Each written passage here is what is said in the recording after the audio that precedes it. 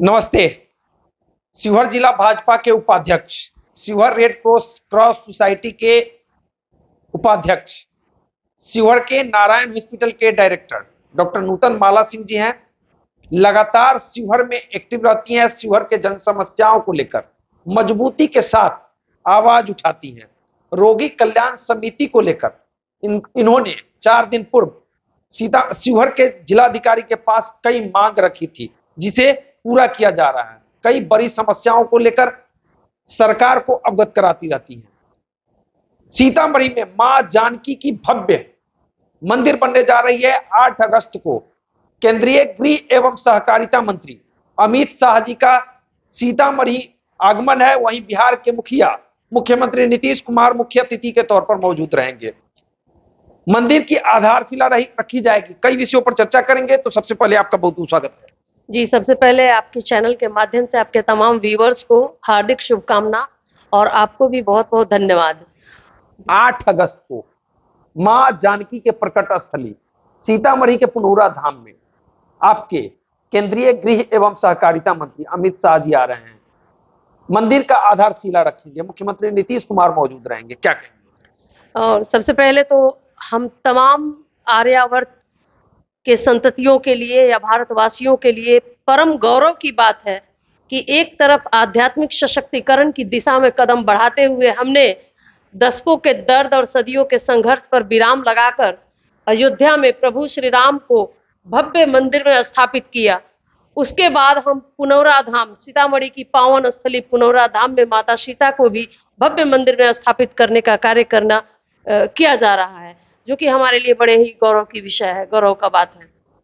और वैसे भी कहते हैं कि हमारे भारतीय संस्कृति में, सनातन संस्कृति में पति और पत्नी, अर्धांगिनी, जब तक माता सीता को पूर्णतः हम लोग एक भव्य मंदिर में स्थापित नहीं कर लेते, तब तक अयोध्या में प्रभु श्री राम का स्थापित होना अधूरा है। और हम लोग घर घर जाकर अक्षत वितरण करेंगे। वैसे भी हमारे संस्कृति में होता है कि कोई भी शुभ कार्य करने से पहले पीला अक्षत लेकर घर घर जाकर निमंत्रण देते हैं। और बेशक ये बहुत ही अपार हर्ष की बात है कि हमारे अमित शाह जी आकर माता सीता के मंदिर का शिलान्यास करेंगे। और उस उपलक्ष्य में हम तमाम बिहारियों को, हम तमाम शिवहर वासी, सीतामढ़ी वासी, जो भी इर्द गिर्द के लोग हैं, सबको निमंत्रण देकर, सहृदय निमंत्रण स्वीकार करवाकर वहां पे पहुंचाना है और इस ऐतिहासिक क्षण का गवाह बनना है, साक्षी बनना है। बड़े लोग कह रहे हैं कि सीतामढ़ी का पुनरुद्धार होने जा रहा है, सीतामढ़ी का विकास का मार्ग प्रशस्त हो रहा है, क्या कहें? जी, सीतामढ़ी का पुनरुद्धार ही नहीं, कह लीजिए कि पूरे भारत का विश्व में एक मिसाल के रूप में, जैसे हमने अयोध्या में प्रभु श्री राम को स्थापित होते हुए देखा, ये एक सपना था। आप सोच कर देखिए कि इसके पहले सरजू के पानी में हमारे पुरखों के कितने रक्त समाहित हो गए, और जरा सा भी ऐसा नहीं लगता था कि हमारे नजर के सामने प्रभु श्री राम का मंदिर बन पाएगा।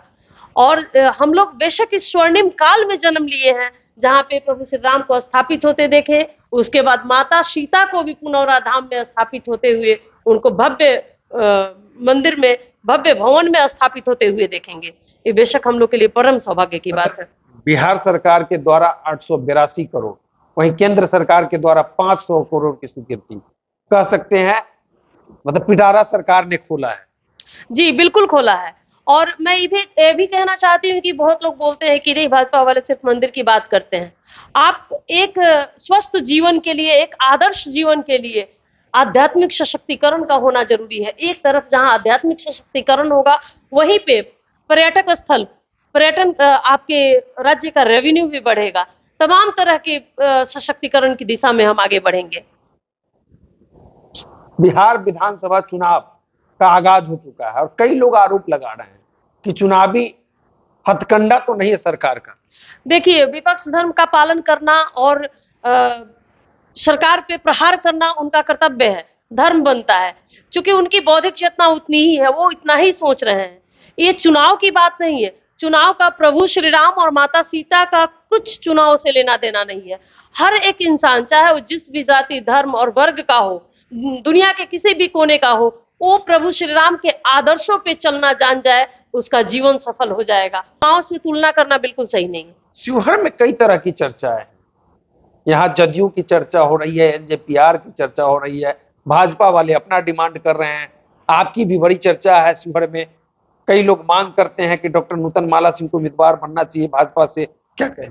जी, तमाम राजनीतिक पार्टियां जो भी भारत के राजनीतिक क्षितिज पे उदयमान है या खुद को स्थापित की हुई है, सबकी अपनी महत्वाकांक्षा होती है। आप किसी के महत्वाकांक्षा पे उंगली नहीं उठा सकते हैं। सब चाहती है कि उसके सशक्तिकरण हो और वो उस दिशा में आगे बढ़े, लेकिन वो निर्भर करता है हमारे शीर्ष नेतृत्व के ऊपर। हमारे पार्टी, मेरी पार्टी जो है, हमारी पार्टी अलायंस में है, एनडीए का सरकार है। 5 पांडवों के ताकत को लेकर हम आगे बढ़ रहे हैं भारत के सर्वांगीण विकास के लिए। तो तमाम तरह का फैसला हमारे शीर्ष नेतृत्व के हाथ में है। ठीक है, चर्चा मेरी है, वो जनता का स्नेह है या फिर इससे इतर सब कुछ हमारे शीर्ष नेतृत्व के हाथ में है। शीर्ष नेतृत्व का फैसला अगर नूतन के हक में है तो नूतन 24/7 सशक्त है चुनाव में कूदने के लिए, तो मैदान में कूदने के लिए तैयार है। चुनावी समर में कूदने के लिए उस कंडीशन में मैं तैयार हूं जब शीर्ष नेतृत्व डॉक्टर नूतन पे भरोसा जताए। मैं पार्टी से इतर कहीं नहीं हूं और पार्टी से अलग कोई मेरा सोच नहीं है।